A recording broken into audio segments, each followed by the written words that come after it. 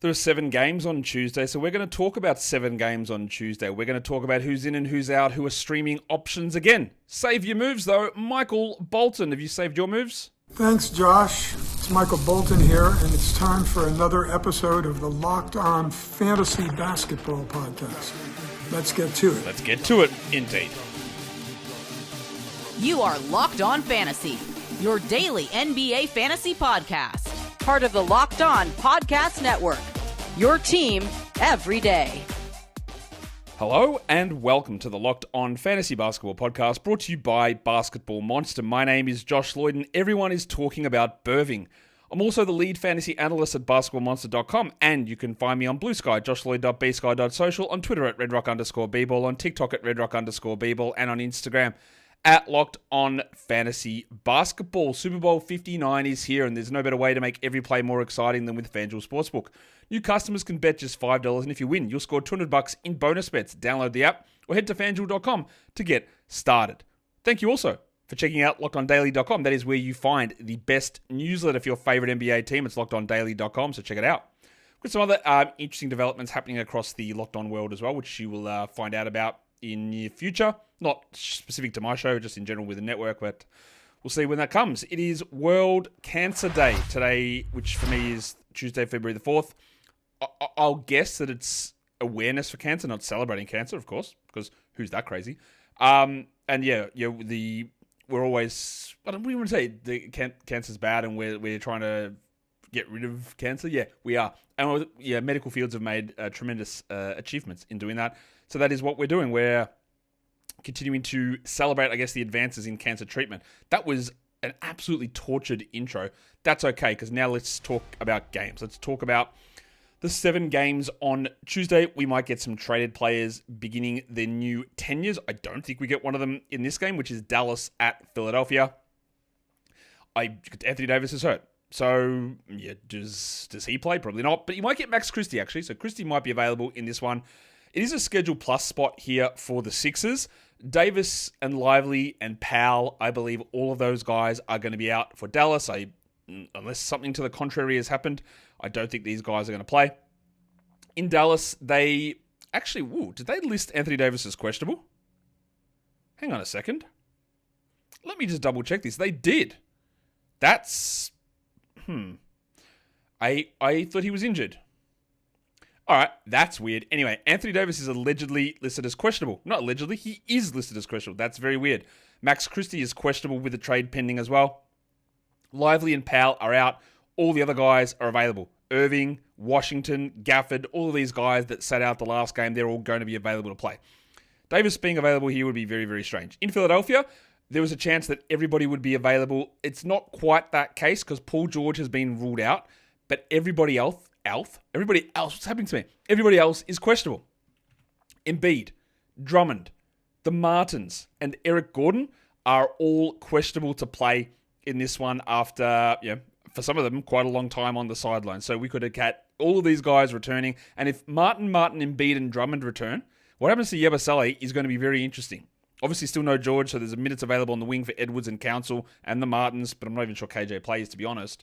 But it will be a big change in the rotation. I am legitimately shocked that Davis is available, or could be available. The fact they're listing him questionable, not even for injury, is very strange. It's very strange. Anyway, that's okay. So what am I watching for in Dallas? Well, bloody hell, of course, I'm watching Anthony Davis. I'm watching to see what the rotation is, because it sounds like PJ is going to start at the 3. So what does it mean for Clay and Grimes and Dinwiddie and Christie and Gafford? How do they run the rotation? Gafford probably doesn't hit 30. I'll guess him and Davis to split the center minutes, even if they start together. Be very interesting to watch. On the Sixers side of things, with all these guys maybe returning, Paul George is out. Does Justin Edwards play? Does Council play? What is Edwards' role? How do they fit him in? Does he play over either of the Martins? Dinwiddie would be a stream guy, I think, for Dallas, but if Davis is available, then probably not. And Yabusele on the Philadelphia side is possibly a streamer, but also possibly not. But again, I'm not sure if you're aware of what you're supposed to do this week. You're supposed to save your moves. Save your moves this week. Adding Yabusele, not worth it. Adding Spencer Dinwiddie, not worth it. We save our moves, and then we see where we transition to there. Next game, Lot of players on this injury list. It is the Rockets and the Nets. The Rockets are playing Monday. It's the beginning of a 5-game week for them. You know us. We look at all 5-game weeks, not just the ones that start on Monday. Equal opportunity 5-game week spotters we are. But the Rockets are on a back-to-back. Schedule plus for both Houston and Brooklyn. You'll say, why is Brooklyn a schedule plus? Well, they've got 3 games in 4 nights coming up. Schedule plus means 4 and 6 or 3 and 4. And that both these teams fit that criteria. Jabari Smith is going to be out. Tari Eason and Steven Adams, I believe they will play Monday and sit on Tuesday. Fred VanVleet is ruled out of Monday. There is a chance that he is out again, but I don't know whether he's going to be out. In fact, let me double... Actually, maybe they did update us on that for Freddles. He actually might be out on Tuesday. Şengün is still questionable for the game on Monday, so we're still waiting on to see whether he's available Tuesday. That's where it gets interesting because Jock Landale is dealing with an illness as well, so we might have a situation of Şengün, Adams, and Landale. They might not all be available. Oh, VanVleet one, yeah, I'm not sure whether Fred plays. It is a back-to-back for them, and they play the Nets. I would be pretty surprised, honestly, if VanVleet played in this game against the Nets, but who knows. And then for Brooklyn, well, they've just gone ahead and said, right, Ben Simmons is out for his back. We don't roster Ben Simmons anymore. We drop him. Maxwell Lewis is out. Cam Thomas is out. Cam Johnson, who they said his day-to-day is out. There's literally no shot he's playing for Brooklyn. Surely he doesn't play before the deadline. Anyway, he's out. Thomas is out. Bogdanovic is out. And Clowney is out. Day'Ron Sharpe is someone to watch with Clowney out. What do they do with Claxton's minutes? Is he a 29-minute guy, Claxo? Does Sharpe get 21, 24? He can be useful in 24, so I need to see how he's playing. The stream guys are obviously Dylan Brooks. You could throw in a Steven Adams maybe if he's available, but I don't think he will be. It could be Landale, it could be Jeff Green in that spot as well. I need to stop calling him Landale because I live in Melbourne. If I talk to someone about Jock, I go, yeah, Jock Landale. They're going to go, why have you got the Ben Simmons going? I don't. It's Landale. I've lost my mind. That's okay. Dylan Brooks is a good streamer on the Rockets. Zaire Williams is somewhat interesting in Brooklyn. It's iffy. It's him. There's Keon. There's Jalen Wilson. It could be Sharpe as well in that area, but they're going to be one of those frustrating teams. It could be Tosan and Ebwama as well. There's a lot of different guys they can throw in there, and that's why it's going to be hard to sort of pin down who's that value play every day. The next game also involves a team on a back-to-back playing on Monday. It is the New York Knickerbockers. The Knicks are in a schedule minus spot because over the next 6 days, they play twice. They play Tuesday and they play Saturday. It's a schedule plus spot for Toronto. The Knicks are 6-point favorites here. Mitchie Robinson's going to be out. Look, OG Anunoby's ruled out on Monday. I'll be very surprised if the Jedi plays. The foot injury did not look good. The only thing maybe, like, does he push through to revenge Toronto? I just don't think he's going to be healthy. So I'll put OG as doubtful here. I'll just say that Josh the Hitman Hart probably appears as questionable. He is probable on Monday. He's been questionable almost every game with his knee soreness thing that they would do absolutely nothing to let get right. So I'd say he probably looks questionable for Tuesday, but he will play. And then Pacom Dadier is out on Monday. He will probably be questionable Monday, and it won't matter if he's healthy or not because he will see 0 minutes. On the Raptors, we've got a lot of questionable tag guys, including both backup point guards, Jamal Shedd and Davion Mitchell. They're important because Quickly's been really heavily minute limited. And the Raptors have a Tuesday-Wednesday back-to-back. So Quickly's going to probably sit that game on Wednesday, although it is possible that Quickly sits Tuesday. We haven't heard any information on that yet, but watch it. Also, we did get the actually official update from the Raptors, and both Shedd and Mitchell are off the injury report. Okay. Boucher and Bruce Brown are both questionable. Boucher with an illness, Brown with a nose injury. We don't roster them anyway. Maybe they're traded. Who knows? What I want to watch, though, on the Raptors side of things is Quickly. His per-minute numbers have been fine in these 2 games back. The minutes have just been so low. I am 100% chucking a buy low offer on him. I am holding him if I've got him, understanding that it's frustrating. The stream guys here, it is a chewer because I do believe that Anunoby will be out, but I don't know that. And then it's get your dicks up legend Grady because he was pretty good last game and there's just not many other good options that look to be that stream guy. It's not Brown. It's not Walter. It's not Boucher. It's not Shedd or Mitchell. It's Dick. And that's the guy I think we look at as a stream guy there for Toronto. Today's episode is brought to you by BetterHelp. Relationships, we hear red flags. We hear beige flags even, which is not a real thing, but we hear it. Do we ever hear about green flags? Well, therapy can be a way that we can focus in on identifying positive signs in our relationships, which are the green flags. And if you don't know what they are, if you don't know how to identify them, therapy can help you and actively practice them and embody that green flag energy yourself to others that you are in relationships with, dating, married, friendships, or just working on yourself. Therapy can help you form relationships that love you back. Therapy helps you develop healthy boundaries and improves your communication skills. And BetterHelp makes it easy by offering online therapy with over 30,000 licensed therapists to choose from. And if you need to switch therapists, you can do so at no extra cost. Discover your relationship green flags with BetterHelp. Visit betterhelp.com/LockedOnNBA today to get 10% off your first month. It is BetterHelp, HELP.com/LockedOnNBA. All right, let's go through checking out these games there on Tuesday. The next one is one that hopefully is an absolute cracker. It is Boston and Cleveland. We are in Cleveland for this one. The Cavs are 2-point favorites in this game, which is obviously an intriguing setup. Cleveland's in a Schedule Plus run. Peyton Pritchard missed the last game for illness. He's back. And then Isaac Okoro and Dean Wade are out for the Cavs. So, yeah, they're two of those rotation wing players, which helps Milk. It helps Levert. It helps Strus. But I do imagine in this game against Boston that Cleveland won't be winning by 40. They won't be losing by 40. They won't be playing everyone 24 minutes. So the rotation will look quite different to what it did in the last game. Peyton Pritchard, I believe, has become a drop. I've believed he's been a drop. I dropped him 4 weeks ago in industry pickup, and I have not regretted it for a single second.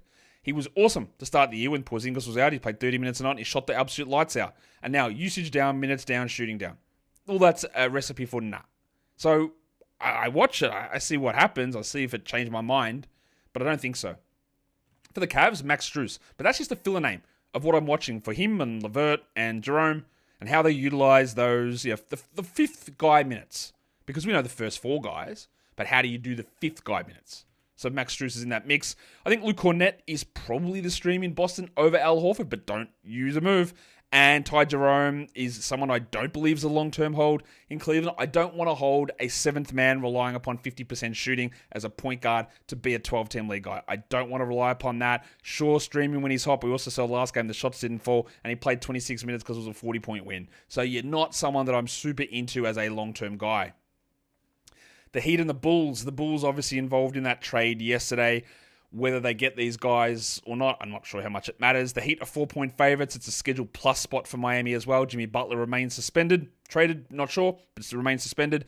Joshua Richardson is out, or Duncan Robinson is probable. I'll list Lonzo Ball as rest questionable. It's the first of a back-to-back. He has sat some of the first games of back-to-back so far. Whether he sits this one or the game on Wednesday, I don't know, but I don't expect, given he's now playing 28, 29 minutes a night, that he will play in both of these games. So he's going to sit one of them, Lonzo. Jalen Smith missed the last game for illness. Taylor Horton-Tucker left the game 2 games ago with a leg injury. Dalen Terry left the last game with a knee injury. I'm not really sure these guys even play at this stage. And then all the traded guys, I'd say they're probable. So we're talking Trey Jones and Zach Collins mainly. Also, they waived Chris Duarte today, and they waived Torrey Craig to get these extra blokes in. Who was the other guy? Oh, Kevin Huerter. So I think there's a chance that Jones, Huerter, and Collins are all available and playing and ready to go. Also, they also updated Taylor Horton-Tucker to be doubtful for this game. So there you go. And Lonzo's not on the injury report. So he will play Tuesday. Yeah, Obi, he will play Tuesday, and he'll sit Wednesday. On the Heat, I want to watch Terry Rozier because the minutes have been up for Rozier the last 2 games. It'd be interesting to see whether Rozier can continue that, but he is playing well. And the other one for Chicago is Matas Buzelis. I think he is worth holding for now. Same with Jalen Smith. I don't know whether Buzelis gets a starting job. I hope he does, but even if he doesn't, if you can play 29 minutes, it's probably going to be useful enough. And you've seen the last couple, he's played like 26 or 27. So we're there, I think. We're not quite there. We're very close, though. We're very close. In terms of stream guys, Jovic is probably the guy on the Heat I still like over Jaquez very clearly, over Robinson. And then in Chicago, there's Dosunmu, there's Ball, and there's Buzelis. I think all of those guys are 12-team worthy, whereas Jalen Smith is more just a stash player. The Lakers and Clippers, the Battle of Los Angeles. Here you go. Intuit Dome represent. We are talking about both these teams in terms of injuries. Now, unless they're going to chuck a surprise, Luka Doncic isn't going to be available. He might be available Saturday. Christian Wood's going to be out. Cam Reddish with a questionable tag for personal reasons. And then last game for the Clippers, Norman Powell didn't play. Nothing for me to suggest that he won't play here, but I'll put him questionable. Cam Christie and Chris Dunn. Dunn's been out for about a week and a half, so maybe some doubt there. For the Lakers, no Anthony Davis. maybe no Luka Doncic, no other centers. So how much does Finney-Smith play? He played like 30 minutes plus last game. Is he doing that again? Yeah, probably, yeah. There's still no Max Christie as well. So there's many opportunities here for someone like Gabe Vincent to start, for Dalton Connect to play more, and for Finney-Smith and Hachimura to do a lot more. The Clippers, what do I want to watch with Zubats? Well, he's hitting free throws now.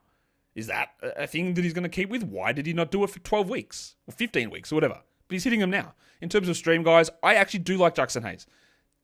And I hate that sentence. I hate that to be clipped out. I don't like Jackson Hayes. A lot of shit bloke things in his past, but also not very good player. But what are the other options? Christian Koloko. There's no Wood. There's no Davis. He's going to have to play decent minutes. Yeah, Finney-Smith will get some time. But they're thin. They're waiting for guys to arrive. So I would be interested in using Hayes. And he's a guy that I grabbed in like one league last week when Davis went down. I'll hold through this. Again, don't waste a move on him necessarily. But the Lakers have been kings of inaction a lot. There is every chance that by the time we get to Thursday, they don't make a move to get another center. And Hayes is it. And Luka turns him into something useful and they play a lot of small ball. Possible. Derek Jones has also been playing really well. I'd like to see whether Dunn, if he does return, does like impact Jones's minutes upside. At the moment, he's providing some nice defensive stats, and he's just doing enough as a 12-team stream guy without being an absolute must-roster player. The final game of the day is the Indiana Pacers and the Portland Trailblazers. Both of these teams play on Monday, and we'll get some more information on some of this stuff because Miles Turner has a strained perineal issue in his foot. If he doesn't play Monday, then obviously we have some doubts about Tuesday. If he does play Monday, we think that he plays Tuesday, but he might pop up on that injury report, which would mean that Thomas Bryant would be, in all other circumstances, worth a stream. But unless I hear that Miles Turner is out for a month, I don't care. I'm not wasting a move on one game of Thomas Bryant. So just be aware of that.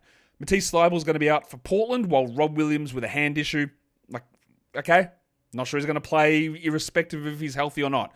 Obviously, a guy with some stash appeal if you think he goes to the right spot. I don't trust it. I don't trust his body. I don't trust him being traded. There are too many variables there for that to work out in most cases. In terms of stream guys, it's the guys that basically are very similar to each other. Andy Nembhard, Tamani Kamara. They don't have super high upside. They can have the big ones. They can have the small ones. They can be sort of solid, but their role is secure.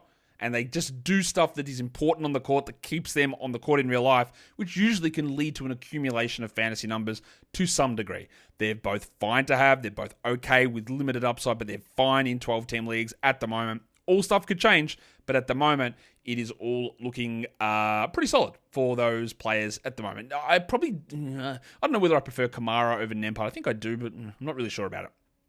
Today's episode is also brought to you by FanDuel and Super Bowl 59, because it's here. One game, two teams, one conspiracy theory, maybe more, who knows, but endless possibilities, and there's no better way to make every play more exciting than with FanDuel Sportsbook. You can predict the first touchdown, call the MVP, even bet on the coin toss. FanDuel makes it easy to get in on the action with live betting all game long. You can adjust your bets as the game unfolds and feel the thrill from kickoff to the final whistle. The live betting feature lets you stay involved no matter what happens on the field, and the app is super easy to navigate. Plus, you can go in right now, place a $5 bet, your first $5 bet, win it, and you got $200 in bonus bets that you can use on the Super Bowl. So download the app or head to FanDuel.com to get started. Just bet $5, and if you win, you'll score $200 in bonus bets. That is FanDuel.com.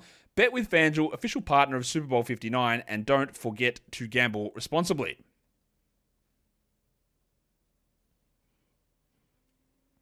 Okay, so let's take a look at the schedule.